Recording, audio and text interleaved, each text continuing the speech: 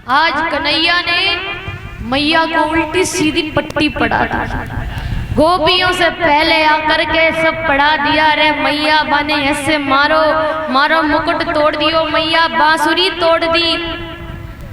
अब मैया बड़ी क्रोध में है, इंतजार कर रही है ये सखियां आ जाए फिर मैं उन्हें बताती हूँ। और जैसे ही सखियां आई मैया के पास, बोली यशोदा मैया, अरे ओ यशोदा मैया तनिक बाहर तो आओ, देखो तुम्हारे लाला ने क्या किया है मेरो हाल।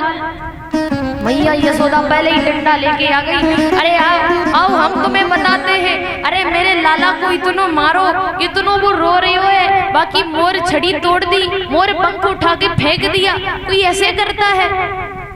गोपियां समझ गई लाला ने तो उल्टा कर दिया। अरे हमें शिकायत कहनी चाहिए, बात छलिया ने तो पहले ही शिकायत करके मैया को भर दियो। तो सारी गोपियां वहां से वापस हो गई।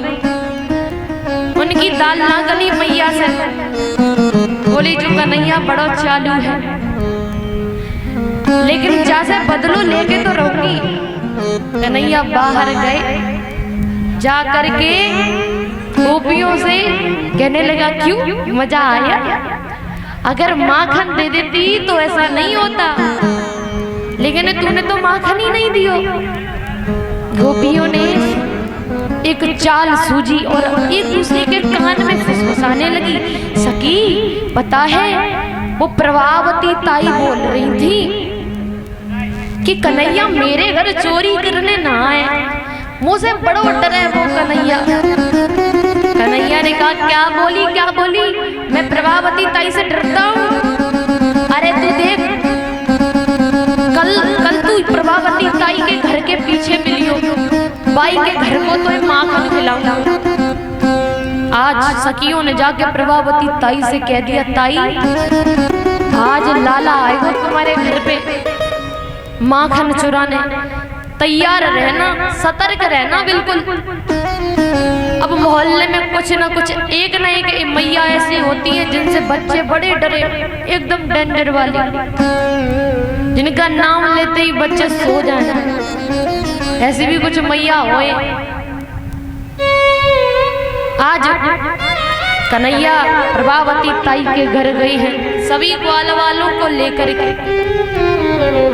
अब पहले ना दरवाजे बंद नहीं किए जाते थे, क्योंकि पहले कोई चोरियां नहीं करता था, लेकिन अब तो अगर खिड़की भी खुली है तो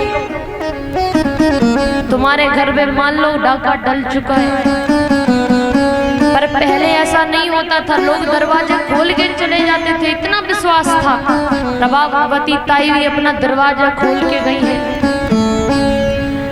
कन्हैया आए, अपने ग्वाल वालों की टोली बना करके उनकी पीठ पर चढ़ करके माखन का भोग लगाने चले हैं। तो वहां पर एक घंटी टंगी थी, वहां पर टंगी घंटी से बोला,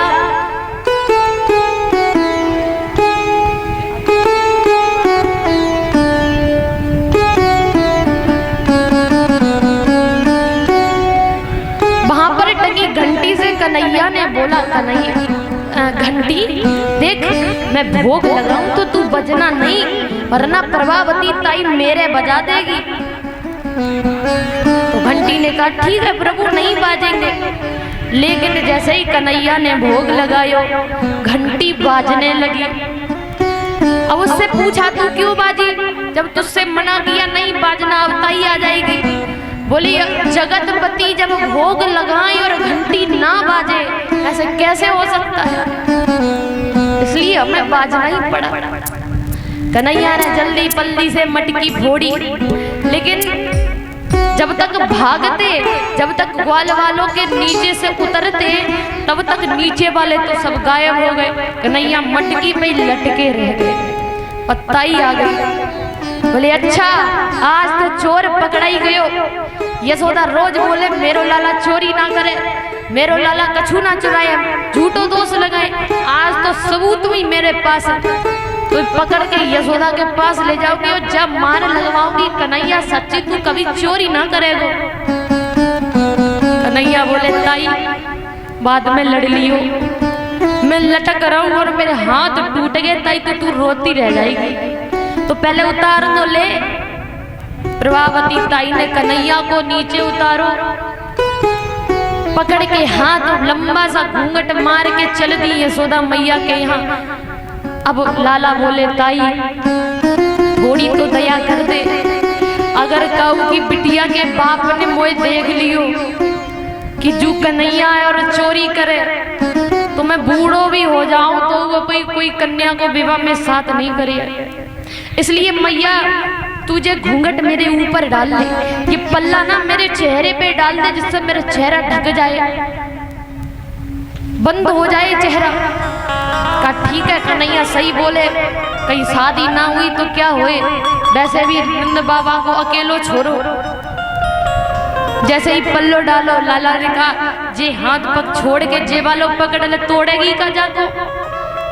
जैसे ही छोड़ो लाला को हाथ, दूसरो हाथ पकड़ो है। यशोदा मैया की यहाँ आवाज लगी, यशोदा यशोदा तनिक बाहर आओ, चला इधर देखो मैं किसको पकड़ के लाई हूँ। यशोदा मैया से पहले कन्हैया आंखें मीचते हुए कमरे से निकल आई। बोले अब क्योंकि ताई मोटी साड़ी का पल्लू मारे तो कन्हैया को तो ना देख पायो। यशोदा मैया ने कहा क्या हुआ प्रभावती बता क्यों आई है। अरे तू रोज बोले मेरो छोरो चोरी ना करे, मेरो छोरो गैया ना छोड़े, मेरो छोरो पड़ोसन की बिटिया की चुटिया ना खींचे, आज मैं पकड़ के लाई हूँ, देख मेरे घर पे चोरी कर रहा था। यशोदा मैया हंसने लगी, प्रभावती तू होश में तो है। बोली ऐसा क्या है। बरे मेरा कन्हैया तो सो रहा था, अभी उठाए, देखो ना नींद में है। प्रभावती ताई ने से सोचा जब कन्हैया यशोदा के पास